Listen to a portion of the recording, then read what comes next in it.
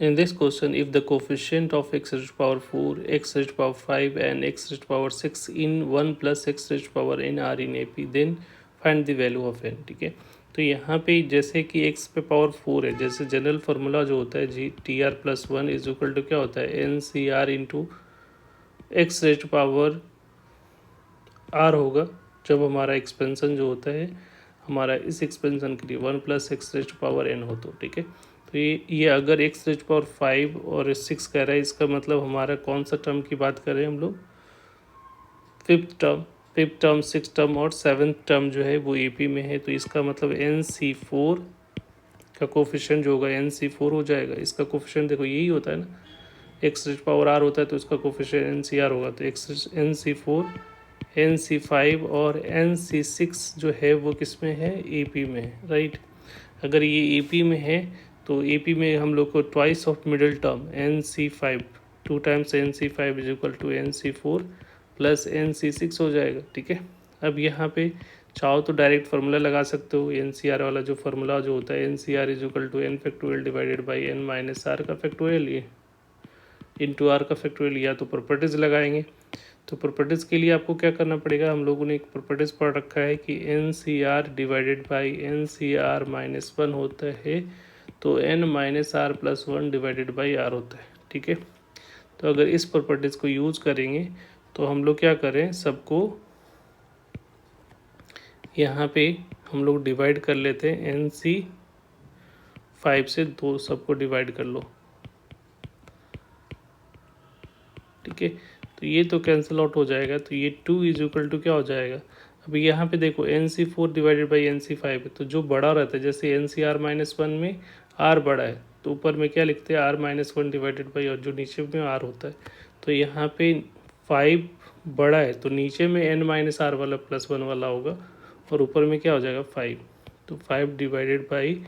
N minus five plus one, और ये तो है ही है ऊपर में बड़ा है, तो ये हो जाएगा n minus six plus one divided by six, ये आ रहा है। इसको थोड़ा सा सिंप्लीफाई किया तो ये वैल्यू आ जाएगा five divided by n minus four और plus n minus five divided by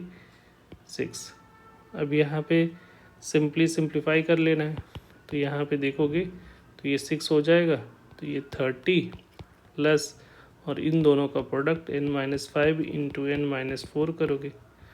तो ये जो वैल्यू आ रहा है ये 12 हो जाएगा राइट साइड में, और ये 30, और इन दोनों को प्रोडक्ट किया तो n square minus nine n हो जाएगा प्लस 20। तो यहाँ पे हमारा जो वैल्यू आ रहा है वो n square minus nine n, और ये 50 माइनस 12 करना पड़ेगा ना, तो 50 में से 12 माइनस कर दोगे तो ये 38 आ रहा है, तो प्लस 38 इक्वल टू ज़ीरो, ठीक है। तो यहाँ पे जो वैल्यू ठीक है, तो यहाँ पे ये एलसीएम नहीं, ये एलसीएम गड़बड़ है, यहाँ पे जो होगा एलसीएम हमारा six times n minus four होगा, six time n minus four हो जाएगा, तो और यहाँ पे टू है, तो ये जो हो रहा है इधर 12 times n minus four is equal to 30 plus, और ये क्या हो जाएगा n square minus nine n plus 20, right. तो ये हो रहा है 12 n minus 48 equal to 30 plus यहाँ पे n square minus nine n plus 50, right. तो यहाँ से n square minus nine n और ये हो जाएगा इधर जाएगा ना नाइन एन माइनस,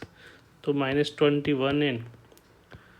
और ये प्लस 48 और ऐड कर दोगे तो ये हो जाएगा 98 इक्वल टू ज़ीरो, ठीक है। ये फैक्टराइज हो जाएगा, n square is equal to minus 14 n minus 7 n plus 98 equal to zero, तो n minus 14 7 n minus 14 equal to zero. तो यहाँ पे एन माइनस 14 और क्या आ रहा है n minus 7 equal to zero, तो एन की दो वैल्यू आएगी, दैट इज इक्वल टू 14 और 7। तो बट हम लोग को जो कह रहे हैं कि n की वैल्यू 10 से बड़ी हो चाहिए, तो ये जो रहेगा एक्सेप्टेड होगा और ये रिजेक्ट हो जाएगा। तो करेक्ट ऑप्शन जो होगा वो डैट इज़ D